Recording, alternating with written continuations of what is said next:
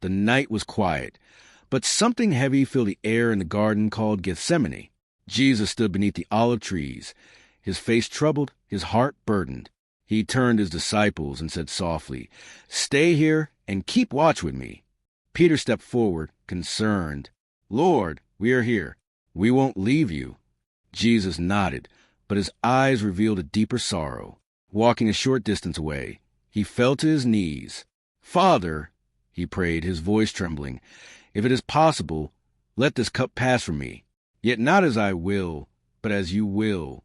Sweat fell like drops of blood as the weight of what was coming pressed on him. When he returned, he found his disciples asleep. "Could you not watch with me 1 hour?" he asked. They lowered their heads in shame.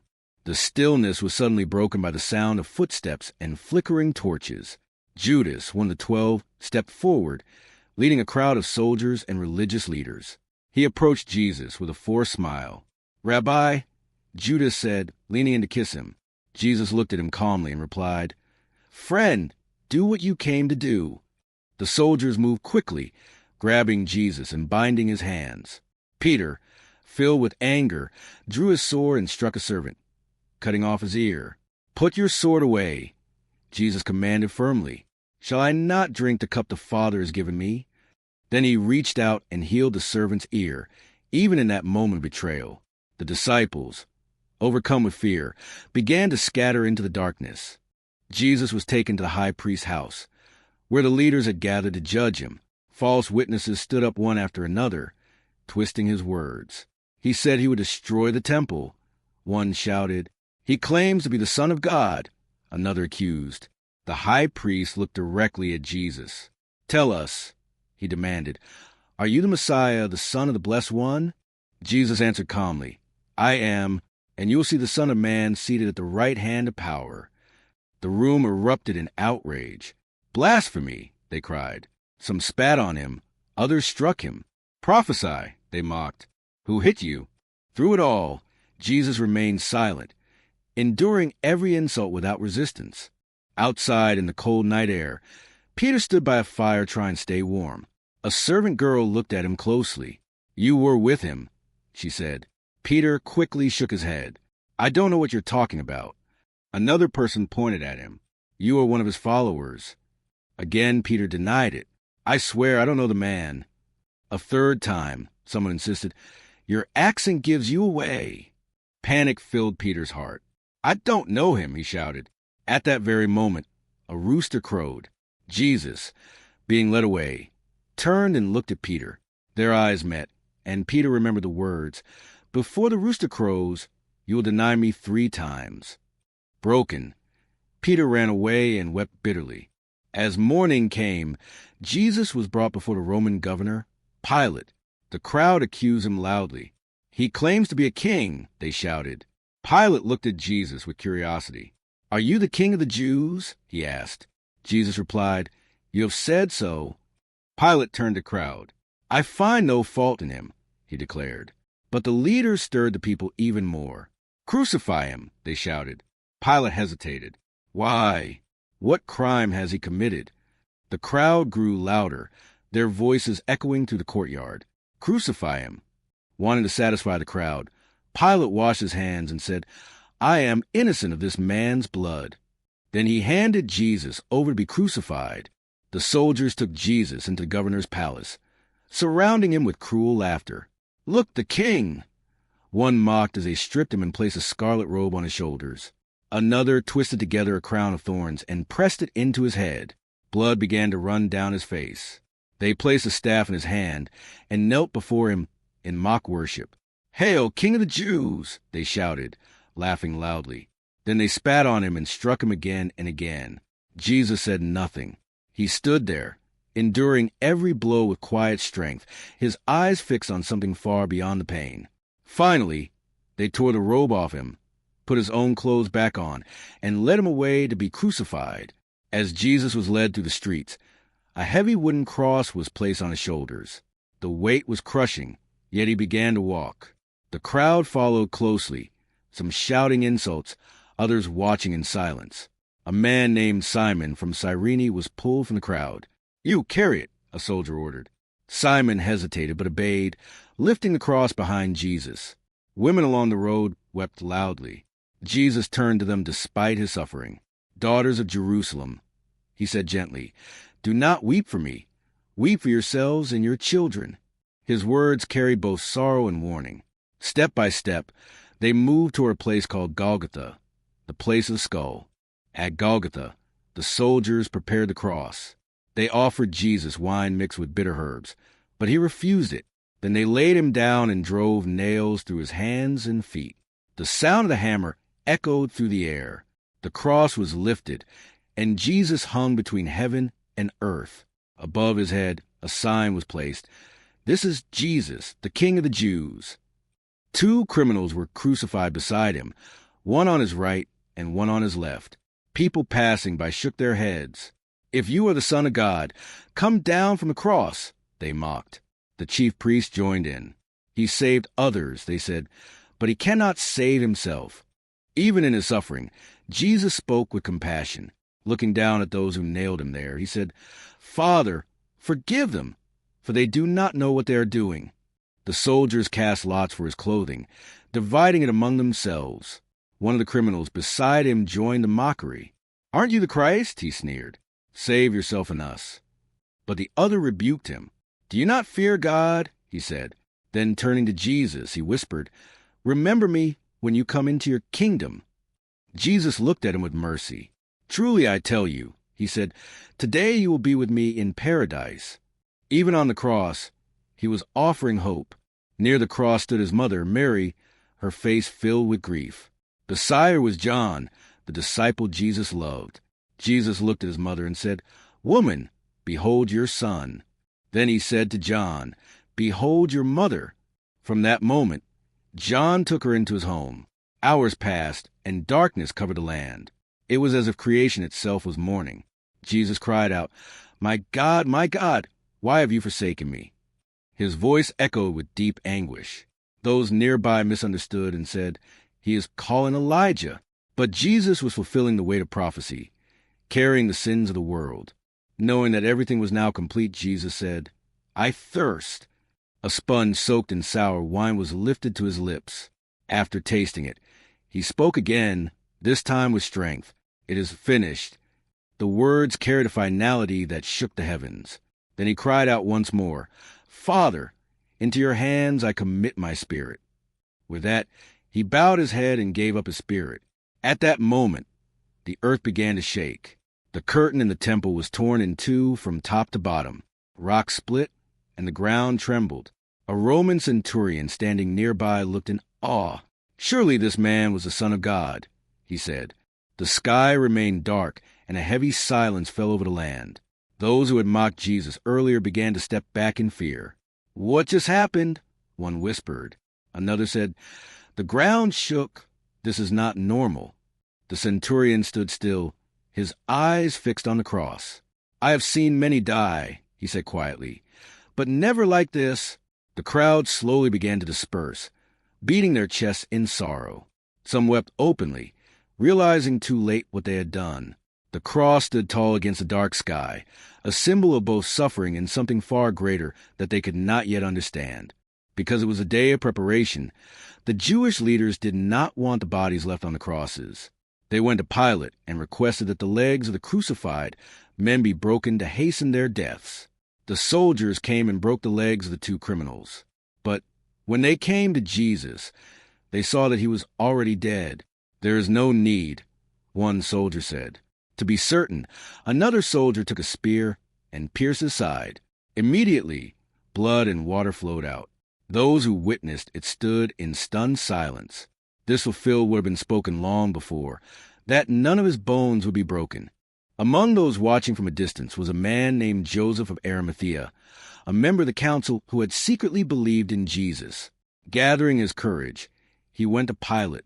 "Sir," Joseph said respectfully, "may I take the body of Jesus?" Pilate looked surprised. "He is already dead?" he asked. After confirming it with the centurion, Pilate granted permission. Joseph hurried back, bringing fine linen cloth. Another man, Nicodemus, came with him, carrying a mixture of myrrh and aloes. Together, They carefully took Jesus' body down from the cross, handling him with deep respect and sorrow. They wrapped his body in linen, placing the spices within the folds, according to burial customs. Nearby was a new tomb, cut out of rock, where no one had ever been laid. "We will place him here," Joseph said softly. They carried the body inside and laid him in the tomb. Mary Magdalene and the other women watched closely, noting where he was placed. Their hearts were heavy with grief. "We will return after the Sabbath," one of them said. A large stone was rolled across the entrance of the tomb, sealing it shut. The world seemed to fall into silence. The next day, the chief priests and Pharisees went to Pilate with concern. "Sir," they said, "we remember that while he was still alive, that deceiver said he would rise again after 3 days." Pilate listened carefully. "What do you want?" he asked. "Command that the tomb be made secure," they replied, "so his disciples cannot steal the body and claim he has risen." Pilate nodded. "Take guards," he said. "Make it as secure as you can." The leaders went and sealed the stone, placing guards at the tomb. Soldiers stood watch, determined that nothing would disturb what they believed was the end of the story. But early on the first day of the week, while it was still dark, Mary Magdalene and the other women made their way to the tomb. They carried spices, intending to honor Jesus' body. As they walked, one of them asked, "Who will roll the stone away for us?" Another replied, "It is too large for us to move." Yet when they arrived, they stopped in shock. The stone had already been rolled away. The guards were nowhere to be seen. Fear and confusion filled their hearts. "What has happened?" Mary whispered, stepping closer to the open tomb. With trembling steps, the women moved closer and looked inside the tomb. It was empty. The linen cloths lay there neatly, but the body of Jesus was gone. Suddenly, a bright light filled the space. 2 angels appeared, their presence overwhelming. The women fell to the ground in fear. One of the angels spoke gently. "Why do you seek the living among the dead?" The other added, "He is not here. He has risen, just as he said." The women looked up, their hearts racing. "Go quickly," the angel continued. "Tell his disciples that he has risen from the dead." Fear mixed with joy as they hurried away from the tomb. Mary Magdalene ran ahead, her breath quick and uneven. She found Peter and John and cried out, "They have taken the Lord out of the tomb, and we don't know where they have put him." Without hesitation, the 2 disciples ran toward the tomb. John reached it first and looked inside, but did not enter. Peter arrived moments later and went straight in. He saw the linen cloths lying there and the cloth that had been around Jesus' head folded separately. John then stepped in and saw it for himself. "He is not here," he whispered. Though they did not fully understand, something stirred within them, a growing belief. Mary remained outside the tomb, weeping. She bent down and looked inside once more. The 2 angels were still there. "Woman, why are you crying?" they asked. "They have taken my Lord away," she said, her voice breaking, "and I don't know where they have put him." As she turned around, she saw a man standing nearby. He asked, "Woman, why are you crying? Who are you looking for?"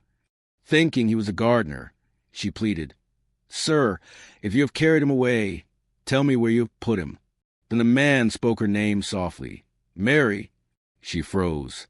"Rabboni!" she cried, realizing it was Jesus. Overcome with emotion, Mary moved toward him, but Jesus gently said, "Do not hold on to me, for I have not yet ascended to the Father." His voice was calm, yet full of life. "Go to my brothers," he continued, "and tell them, I am ascending to my Father and your Father, to my God and your God." Mary nodded eagerly. Her sorrow now turned into joy. She ran back to the disciples. "I have seen the Lord," she declared. Though her words were filled with excitement, many struggled to believe her. Still, the message had been spoken. The tomb was empty, and Jesus was alive. That same day, 2 disciples were walking along a road to a village called Emmaus. Their faces were filled with sadness as they talked. "We had hoped he was the one to redeem Israel," one said. Suddenly, a man joined them. "What are you discussing?" he asked. One of them replied, "Are you the only visitor who does not know what has happened?" They explained everything: the arrest, the crucifixion and the rumors of the empty tomb. The man listened carefully and then said, "How slow you are to believe all that the prophets have spoken." As they walked, he began to explain the scriptures to them, revealing how everything pointed to the Messiah. When they reached the village, the disciples urged him, "Stay with us, for it is nearly evening." He agreed and went in with them. As they sat at the table, he took bread, gave thanks, broke it, and began to give it to them. At that moment, their eyes were opened. It is him, they realized. But just as quickly, he disappeared from their sight. They looked at each other in amazement. "Were not our hearts burning within us while he talked with us on the road?" One said. Without delay, they got up and returned to Jerusalem to share the news with the others. Later that evening, the disciples were gathered behind locked doors, afraid of the authorities. Suddenly, Jesus stood among them. "Peace be with you," he said. They were startled and frightened. "It is a ghost," someone whispered. But Jesus spoke again. "Why are you troubled? Look at my hands and my feet. It is I myself." He showed them his wounds. "Touch me and see," he said. Slowly, their fear turned into joy. "It's really him," they said. Jesus smiled and asked, "Do you have anything to eat?" They gave him some fish, and he ate it in front of them, proving he was truly alive. Then Jesus spoke to them, opening their understanding. "This is what I told you while I was still with you," he said. "Everything must be fulfilled that is written about me in the law, the prophets, and the Psalms." He continued, "The Messiah will suffer and rise from the dead on the third day, and repentance and forgiveness of sins will be preached in his name to all nations." The disciples listened closely, their hearts filled with wonder. "You are witnesses of these things," Jesus said. The fear that once filled the room was now replaced with purpose and hope. One of the disciples, Thomas, was not with them when Jesus first appeared. When the others told him, "We have seen the Lord," he shook his head in disbelief. "Unless I see the nail marks in his hands," Thomas said firmly, "and put my finger where the nails were and my hand into his side, I will not believe." The other disciples tried to convince him, but Thomas remained unmoved. Days passed, and the tension lingered among them. Then, once again, they were gathered inside, and Thomas was with them this time. Suddenly, Jesus appeared among them, standing in their midst. "Peace be with you," he said. Jesus turned directly to Thomas, his eyes filled with understanding. "Put your finger here," he said gently. "See my hands. Reach out your hand and put it into my side. Stop doubting and believe." Thomas stood frozen for a moment, overwhelmed. Slowly, he reached forward, his doubts fading with every step. Then he fell to his knees and declared, "My Lord and my God!" Jesus looked at him with compassion. "Because you have seen me, you have believed," he said. "Blessed are those who have not seen and yet have believed." The room was filled with quiet reverence, as faith replaced doubt. After this, Jesus appeared to his disciples again by the Sea of Galilee. Some of them had gone fishing, returning to what they once knew. All night they worked, but caught nothing. As morning came, a man stood on the shore and called out, "Friends, have you any fish?" "No," they answered. "Throw your net on the right side of the boat," he said, "and you will find some." They obeyed, and suddenly the net was filled with fish. John looked closely and said, "It is the Lord." Peter immediately jumped into the water and swam toward him, eager to reach him first. When they came ashore, they saw a fire with fish already cooking on it. Jesus said, "Bring some of the fish you have just caught." They gathered around as he served them. After they had eaten, Jesus turned to Peter. "Simon, son of John, do you love me more than these?" he asked. Peter answered, "Yes, Lord, you know that I love you." Jesus said, "Feed my lambs." He asked him again, "Do you love me?" Peter replied, "Yes, Lord, you know that I love you." Jesus said, "Take care of my sheep." A third time he asked, and Peter, though hurt, answered, "Lord, you know all things. You know that I love you." Jesus said, "Feed my sheep." In the days that followed, Jesus continued to appear to his disciples, strengthening them and preparing them for what was to come. He spoke of the kingdom of God and reminded them of his promises. Finally, he led them out to a place near Bethany. Lifting his hands, he blessed them. As they watched, He was taken up into heaven, and a cloud hid him from their sight. The disciples stood there, looking up in awe. "He is alive," they said to one another, their voices filled with wonder. The story that began with sorrow at the cross had turned into victory. Death had been defeated, and hope had been given to the world through Jesus Christ. If you like stories like this, subscribe to the Golden Bible Story page on YouTube. Follow on Instagram, Facebook, and TikTok. God bless you.